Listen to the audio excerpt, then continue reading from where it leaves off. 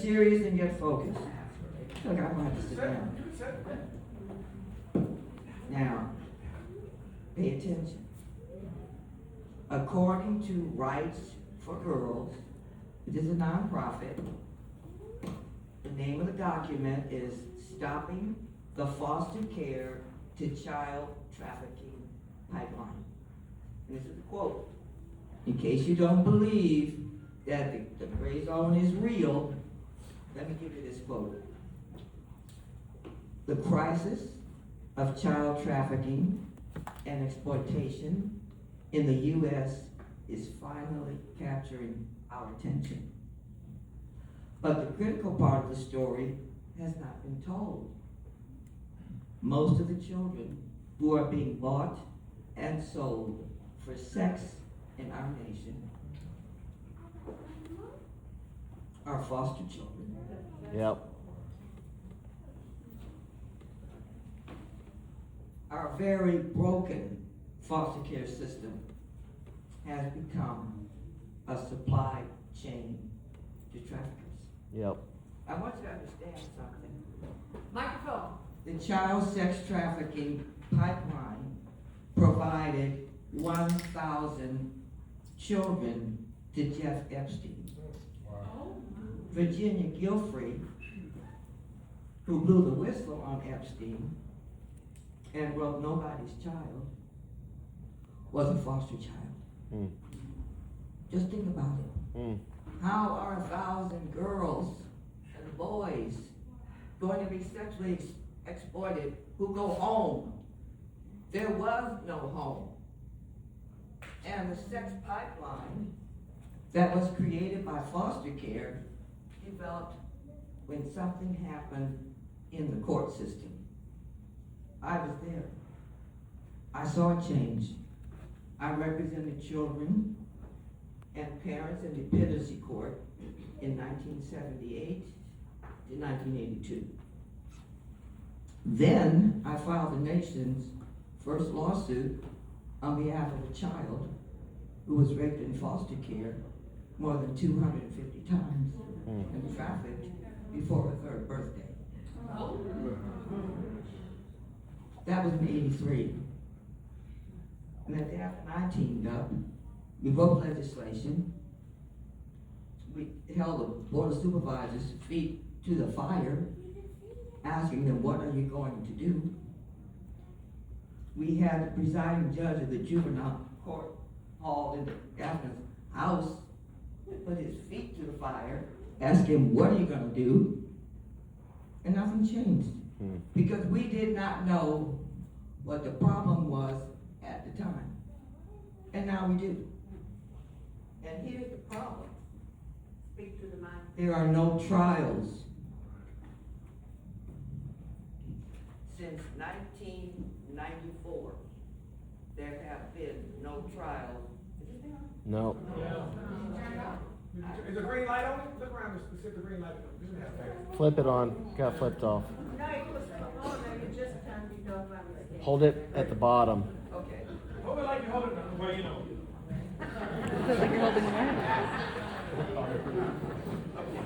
It's better not to repeat it. So I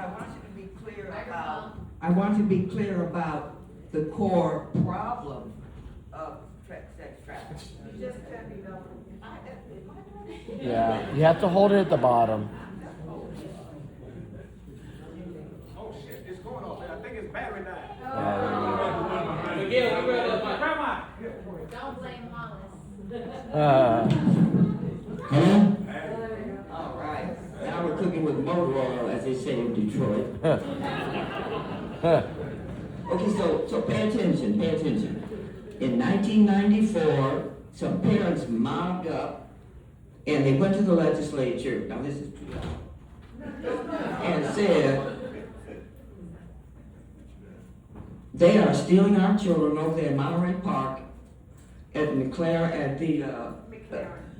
Edelman's Children's Center, which is church court. I always get court and church confused sometimes. And so the legislature held hearings.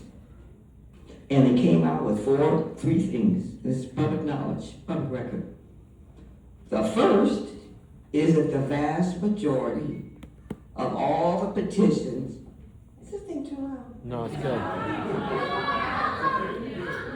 The vast majority of petitions filed in dependency court alleging abuse and neglect, wait for it, are perjured by social workers. Yep. 85%. Yep. See, y'all think that all those children in foster care were in there righteously, and that whatever's happening to them is worse at home. No.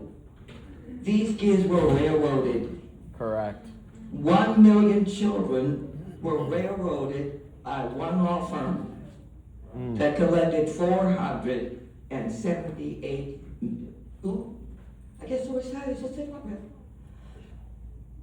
$84 million last year.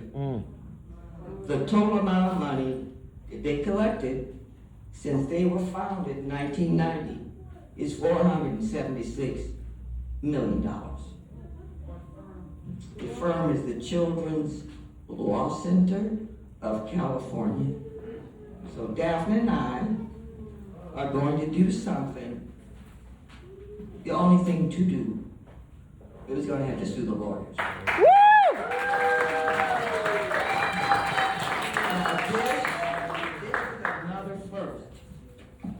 This is another first.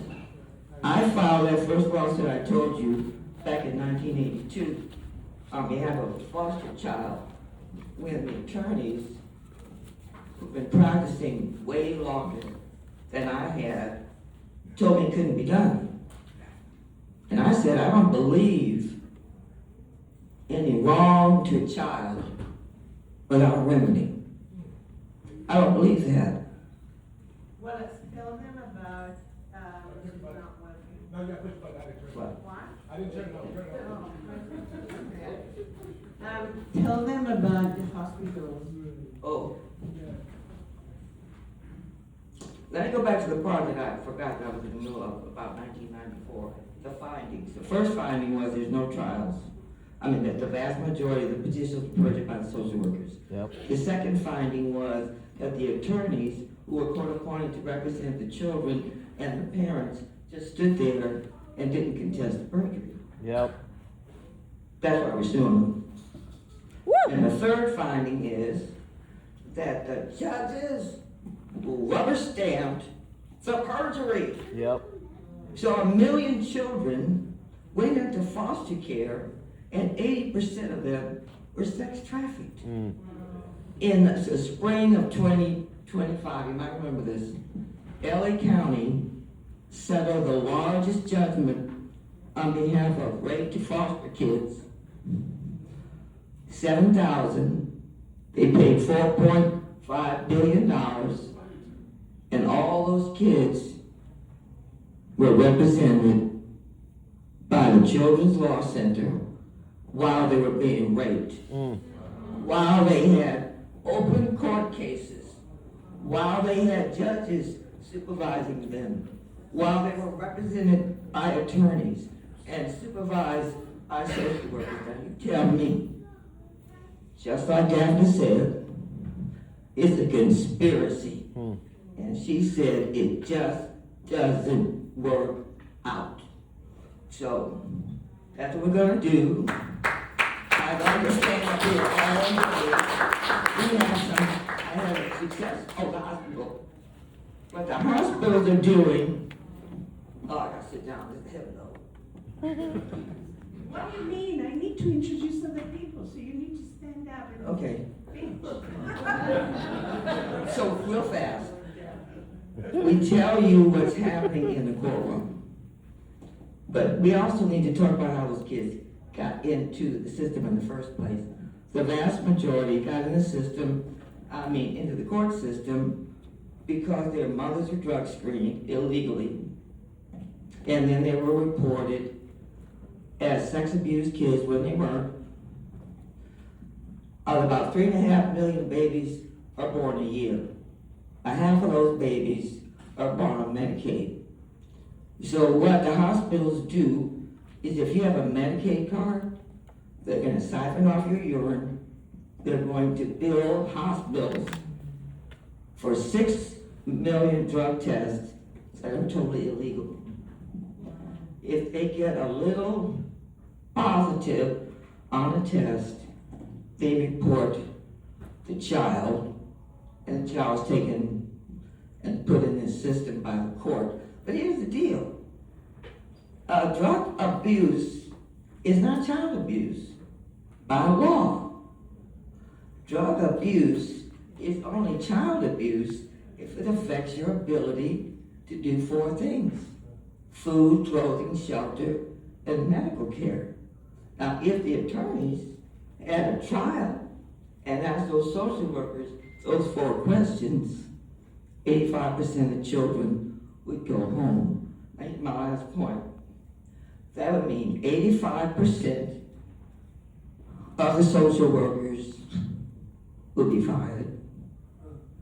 85% of the lawyers would be fired. 85% of the judges would be excused. Are you feeling me? Woo! And so you see, I'm almost finished. And so you see, when we talk about foster care, they want you to think about foster care, but what they don't want you to think about is how they got in there. How did they get in there? And we, with your help, Amen. are going to get them out. Woo!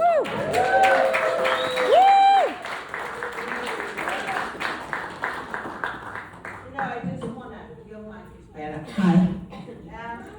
I just want to add a couple of things that we need to think about, because I really want all of you to spread the word and really make people understand that these children need you, all of you. You know, first of all, it's hundreds of billions of dollars industry. Yep. On the back of children, on the back of juveniles, and the awful thing is that there's dark money that is supporting politicians. And the politicians, some of the politicians that are out there, and I don't want to name names, but there is the DSA that's being funded by these groups, and it's horrible because it's on the back of children, and it's very catastrophic to what we're looking at. But more than anything, you know, these children need mentors, because it only takes one caring adult to be in their lives and to be able to see when they're in danger. I mean, some of the traffickers wait outside the schools for these girls, particularly the girls. But the most important thing for us to think about is, where's the demand? The demand is on men. And men have to start standing up and speaking to other men that it's not a game and it's not a sport. It's somebody else's life. Somebody else's life is going to be sacrificed because you want to play a game, a sexual game. Some of these girls were used as party favors, and parties that I don't even want to talk about who had them, but it's across the entire industry, and it's something wrong. And I want, you know, even the Ukrainian girls that have been brought into this country because they've escaped a horrible war. I mean, they have been taken into rooms where a lot of people will use them as party favors. We can't be that kind of a human village that allows that to happen. We just can't. And that's why I wrote the book, because I want to open the eyes of everybody. We need everybody to join the effort to stop the demand, for crying out loud. And to start thinking about these children as our children, and to start holding lawyers responsible for what their job is, and start holding politicians who have been the crux of this problem, and to stand up and be counted, because this can't continue. And that's why in the book there is a section there where I'm describing a scene that actually occurred. and the politicians were right there. So please, everybody, read the book, tell your friends, help us at Justice for Women International. We need everybody's help. It is so devastating every day. I mean, some days I tell Hayden that I just don't feel like I can go on. But then something good happens, and then I feel more hopeful that maybe the next day will bring some solutions. But the most important thing is we need the media. That's why I'm working so hard to build the kind of company, media company, that can create conscientious content. Because it's media, for years and years, America has been the best ambassador for our culture anywhere in the world, as our media. But recently it hasn't been that way, because we've sort of bought into the darkness of it all, into the instantaneous gratification, which can't go on. I mean, to think that the movie that's made already $500 million and everybody's trying to copy it is Obsession, which was made from a game, as is, Backroom. And it's so dark. Obsession is about a boy who's so obsessed with a girl that, he gets his wish to make her completely vulnerable to him, so she becomes his toy. I mean, what does that do for the rest of the world? How can a movie like that all the theaters were full of teenagers? What does it tell them? We can use the same system and put out positive messages about how family, what is everyday's hero? Everyday's hero is somebody who goes against the tide to be able to contribute something that would elevate somebody's life. And even in the Bible, it says that if you save one child, you've saved the entire world. And that's, if I have anything left to say, is we all can be a huge power against administrations, against politicians, against lawyers, against judges, on behalf of children who are the most vulnerable citizens in our country, on behalf of them, to be able to be the kind of country that we deserve to be, a feeling, conscientious, caring country.